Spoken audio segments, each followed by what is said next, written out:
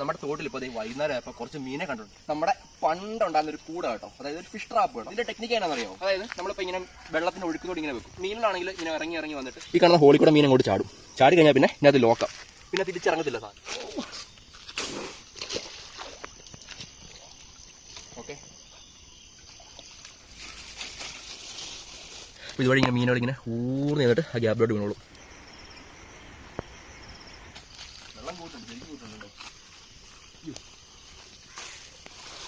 എന്നാലുള്ള ഒരു മീനേല് അത് കാണാൻ ഞാൻ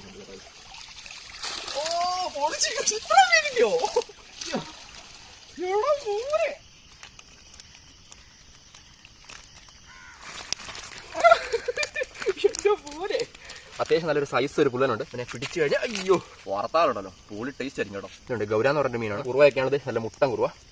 ഓക്കെ.